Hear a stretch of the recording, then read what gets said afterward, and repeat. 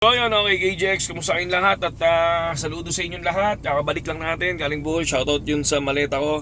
And then ginamit muna natin itong pinaka-paborito nating kotse, yung pinaka-paborito kong kotse, no? So, ayan, tingnan muna natin. Bumili ako ng ETH, nakita ko nag-drop kanina. Nag-long red, di ba? So, ang ginawa natin, bumili tayo. So, eksaktong 3.8 ang holdings natin. So, hayaan lang natin yan, tulad ng sinabi ko.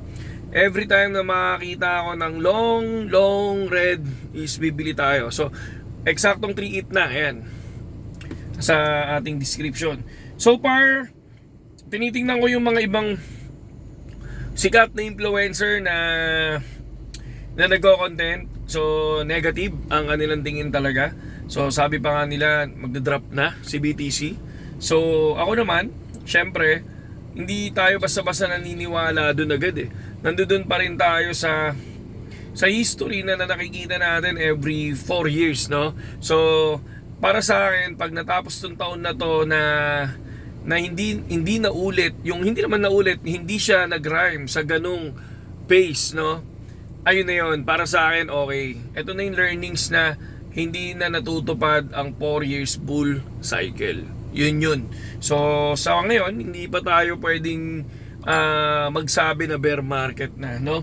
Para sa akin, ano pa yan, dapat bumagsak muna si Bitcoin ng 40% bago ko sabihin na bear market na.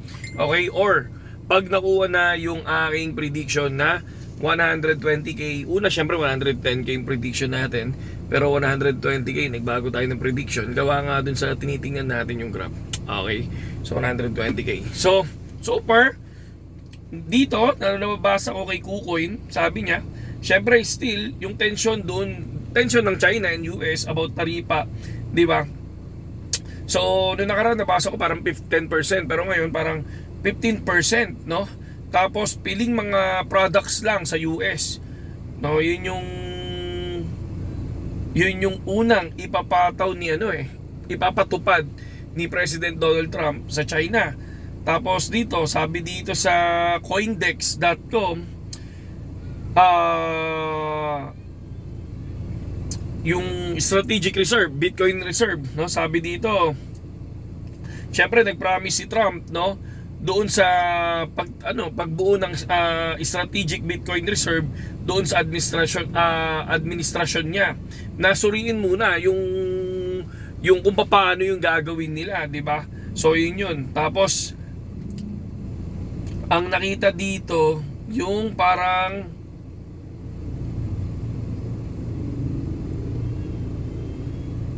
talaga, kumbaga parang ang lumalabas dito sa report, parang hindi pa siya napag-uusapan, hindi pa, parang wala pang tiyak kung kailan, ganon.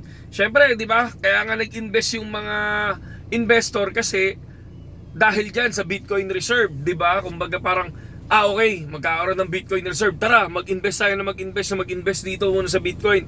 Kaya lang, hindi pa nangyayari at hindi pa napag-uusapan. Anong nangyayari ngayon? Nagkakaroon ng takot yung namuhunan, di ba? So, nagkaroon sila ng takot at ang ginawa siguro, nagbebenta na sila ngayon, di ba? So, yun yung ginawa nila. So, isa sa pinaka niyan, isa sa pinaka dahilan na natatakot sila dahil hindi pa natutupad, di ba? At hindi pa napag-uusapan. Tapos bumababa yung value ni BTC. So nagkakaroon ng panic or kaya sila nagbebenta. So ganun yun. Technical na indikasyon. Syempre yung technical analysis about Bitcoin, di ba? So yun. Kumbaga dapat inaaral din natin. Ako kasi ang pinaka ko lang diyan, bottom line ko lang diyan eh. Kung long-term holders ka, every hindi financial advice. Kung long-term holders ka at naniniwala ka naman kay Bitcoin, di ba? Every big drop, no? Buy. Drop, buy. Hanggang sa umaangat na ulit siya, di ba? So parang bear market, ganon. So, yun kung long-term holder ka. Ngayon, kung bago ka, no? Hintayin mo yung bear market. Hintayin mo yung drop, no? So, hintayin mo yung drop na nasa 40, 50, 60, 70, no, 75, no? So, yan, hintayin mo yan. No, bago ka pumasok sa crypto. wag ngayon. Kasi panigurado, talaga magpapanik ka kasi grabe yung galaw ng crypto ngayon. Dahil una, institution na yan, di ba? So dati retail lang retail lang yung nagtitrade, retail lang yung nag-i-invest. Ngayon institution na, di ba? Di ba? Ganun kasimple, malalaking pera na, di ba? Ibig sabihin, sa laki ng mga pera nila, isang benta nila, laglag yan, di ba? Ganun yung nangyayari nun. Kaya nga minsan kapag may bagong inflows ang nangyayari na hype, yun siya. So ganun lang kasimple. Dumating na pala yung nanay ko. Dumating na sila kasi pumunta ako dito sa bahay namin. Walang tao. So tambay ako dito sa kotse kasi yung asawa ko hinihintay ko. Ngayon dumating na sila. So yun lang yun, ganun lang kasimple. So yun nga, yung sa China, yung 15% na taripa. Tapos pangalawa, yung hindi pa napag-uusapan yun, no? Yung Bitcoin reserve, 'di ba? Natatakot yung namumuhunan. Yun lang yung tingin ko doon mga kapatid at saludo sa inyong lahat.